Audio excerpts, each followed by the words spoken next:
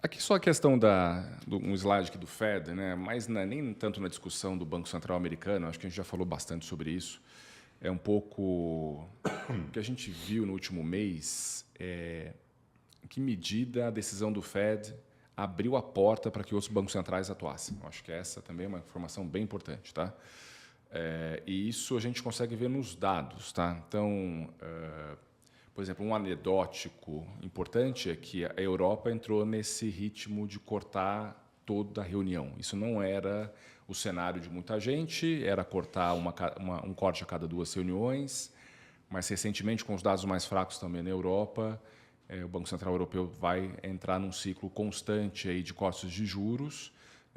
O Reino Unido também passou um pouco dessa sinalização de que pode sim também cortar com um pouco mais de vigor. O México começou a cortar juros também. Os Estados Unidos abre essa porta para o México cortar, né? Então tem um corte meio global de juros, o que é muito bom para ativos de risco e para atividade econômica ao longo dos próximos trimestres. Então a gente tem esse gráfico aqui do Harnett, né, que mostra que setembro de 24 você tem o quarto maior volume de cortes de juros de Banco Central desse século, né? Só perde para o Covid e perde ali para o período da Lehman. Então, dado que o nível de juro está alto no mundo inteiro, você tem espaço para cortar, muita gente cortou. Eu acho que o Fed liberou esse corte, né? Eu acho que isso que é importante. Tem exceção, sempre tem, né? O Japão é uma delas, né? O mercado até aponta para uma alta ao longo do tempo e me parece que eles vão um pouco nessa direção mesmo. E o Brasil, né? O Brasil também tem aí um volume, tem mais de 200 pontos de alta precificado na curva. Então, Brasil e Japão meio diferentes do resto do mundo na questão de juros, mas os outros países não. Acho que essa é uma informação importante adicional da Fed Put do que normalmente se avalia. E tem a China Put também, que essa foi mais inesperada. Do Fed o mercado ficou discutindo durante um mês, se ia ser 50 e 25. Né? A China, o mercado tinha basicamente desistido da China, ninguém mais queria falar de China. Tá? Vamos dizer assim que o policymaker chinês estava com uma credibilidade muito baixa, né? Quando existia uma data de algum evento do governo chinês, ninguém mais acreditava, não vai anunciar nada, vai empurrar com a barriga, até que esse dia não aconteceu mais, né? No dia 24 de setembro, o governo da China anunciou várias medidas e fora dos fóruns tradicionais, o que pegou muita gente assim de surpresa e levou um rally muito expressivo da bolsa, que a gente vai falar já já. Então, só para tentar resumir um pouco, né, dado que aqui eu acho que o conhecimento é um pouco menor do que era dos Estados Unidos, certamente. Então, essa seta, né, isso aqui da Morgan Stanley, então eles colocaram o que o governo chinês anunciou que estava em linha com o esperado, que em algum momento eles anunciassem, como, por exemplo, cortar os juros das hipotecas. Então, o estoque de hipotecas, a partir de agora, terá uma taxa de juros mais baixa, o que libera renda para o consumidor. Era meio que em linha. Né? Algumas coisas que foram um pouco mais assim, inesperadas, né? Por exemplo, um corte de 50 bips na taxa de compulsório e prometer mais 50 bips até o final do ano. Algumas medidas para o mercado imobiliário, que estão aqui, né? Tentando induzir a compra, né? Reduzindo as restrições para a compra de segunda casa, tentando incentivar a demanda, de certa forma. E a que superou as expectativas, que está aqui na ponta da direita, que é um programa de swaps com um PBOC, em que as empresas podem tomar um financiamento no Banco Central chinês e recomprar suas ações. Um esquema de buyback, 800 bilhões de renminbi, dá mais ou menos 1% do market cap. Não é muito comum fazer isso e, dado, acho que, enfim, posicionamento, que a gente vai mostrar daqui a pouco, foi realmente ali um estilingue. Né? Você estava muito esticado e, quando voltou, o mercado de ações ele respondeu de maneira bastante agressiva. Então, foi um conjunto bem inesperado, algumas coisas surpreenderam o mercado, mas ainda assim é pouco. Né? Se você olhar a tabela aqui de baixo, né, você tem a comparação dos estímulos nos ciclos passados. Né? Se você, por exemplo, o que está meio que esperado, né, até o final do ano, é uma expansão do déficit fiscal em 1% do PIB. Talvez até chegue 2%. Agora, ontem chegou a pensar em 3% e não veio. Mas no passado dá para ver que a expansão era bem maior, né? Era entre 4% e 6%. Então ainda está aquém. O governo da China precisa entregar mais. É que a expectativa era muito, muito baixa. Até redução de compulsório, aqui com a ressalva que os níveis de juros são muito mais baixos. O nível de compulsório é mais baixo do que há 10 anos. Tá? Então foi um estímulo bom, mas não foi assim a salvação final. Tem até essa tabelinha aqui também que a gente colocou, vários economistas chineses têm escrito a respeito da necessidade de estímulo fiscal. Muita gente falando de 10 tri de renminbi, tá? Que é mais ou menos 8% do PIB. A média estão falando de 6% do PIB de estímulo, até agora foi 1%, talvez chegue a 3%, então ainda precisa de mais. Então, acho que essa é a informação que a gente precisa ter na cabeça a respeito de China. Aqui também, assim, quais as políticas vão fazer a diferença, né? Estímulo fiscal de 5% a 10% do PIB, transferência direta de renda para o consumidor mais pobre de maneira permanente, resolver o balanço dos governos locais. Tem muita coisa para a China fazer, foi só o primeiro movimento, foi importante dado o posicionamento, mas ainda o mercado vai esperar mais. Tá? E eu acho que o que aconteceu essa noite foi um pouco dessa decepção. Né? O mercado já esperava uma notícia hoje, logo na volta do feriado, e o governo não anunciou. Meio que agora a expectativa é que isso aconteça no final de outubro, dar uma esfriada no mercado, mas, de novo, precisa fazer mais. E aqui um pouco dos históricos de medidas de afrouxamento ou de estímulo e a bolsa, né? Se você quiser pegar esse aqui. Tá bom. Antes de entrar nisso, só para complementar o que o Fenolio falou no último slide, né, e do Fed também, né, são puts, né? Então, eu acho que o Fed estava preocupado com a atividade, com, né, esse susto que a gente teve no começo de agosto, então ele entregou 50 bips. Mas aí, quando a gente começou a ver dados melhores semana passada, o mercado já começou a precificar menos cortes. Na China é meio parecido, a China estava muito mal, a gente acabou tirando um slide aqui, porque tinha muito slide, quisemos, né, reduzir, mas todo dado que você olha na China estava colapsando, assim, né? Então todo mundo estava underweight, ou, né, com pouco China, pouca exposição.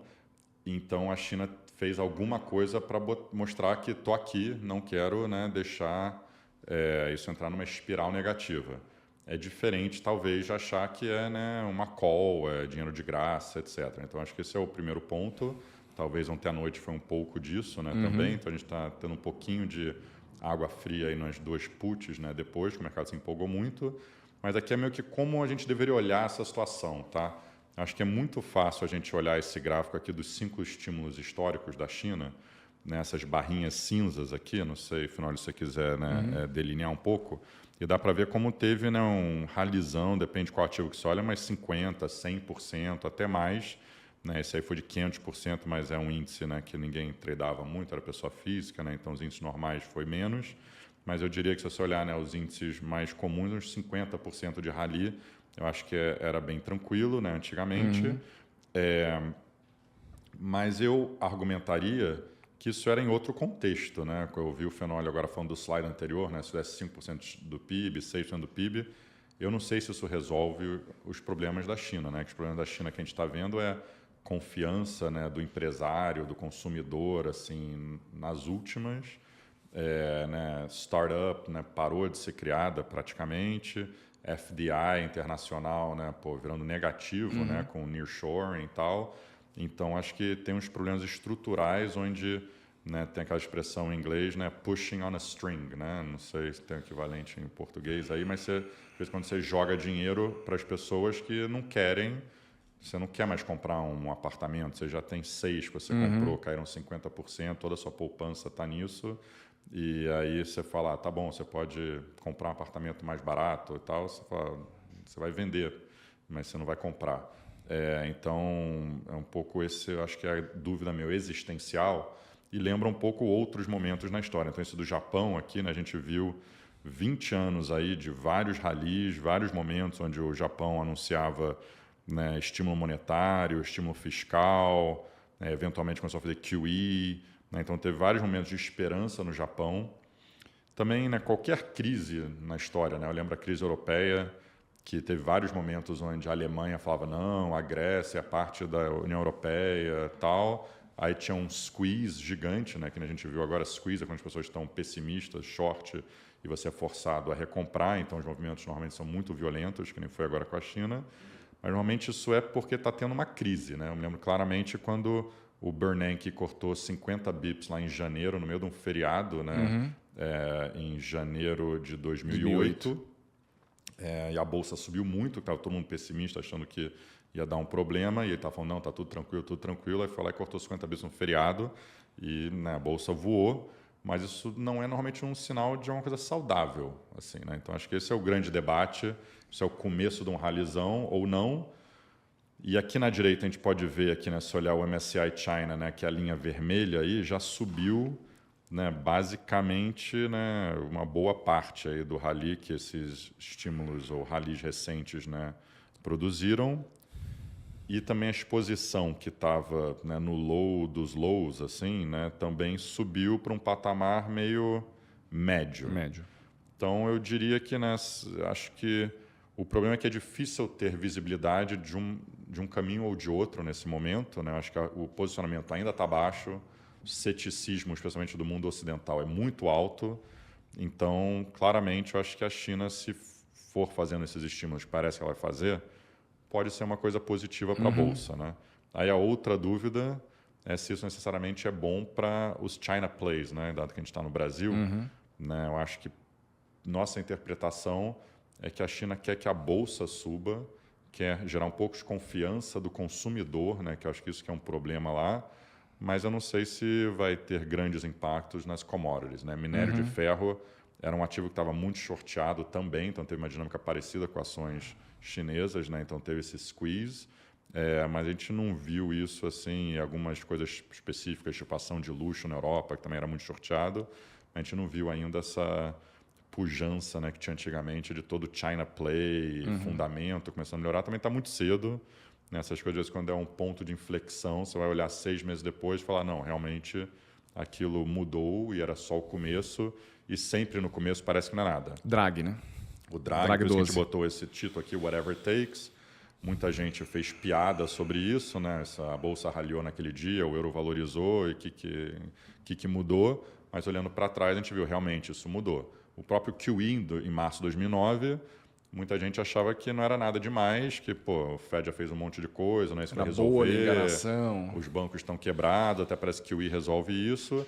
Mas essas coisas mudam a confiança e uma coisa leva para outra, puxa para outra e eventualmente você vai ver e as coisas andaram. Então a gente está com a mente aberta aqui, mas acho que é bom só né, contextualizar que né, acho que pode ser um rally, né, um bear market rally, né, que é um rally dentro de um contexto meio de crise, ou pode ser um ponto de inflexão, está muito cedo para ter uma opinião forte aí. Eles têm que fazer mais, isso é um consenso aí. O mercado está esperando por isso.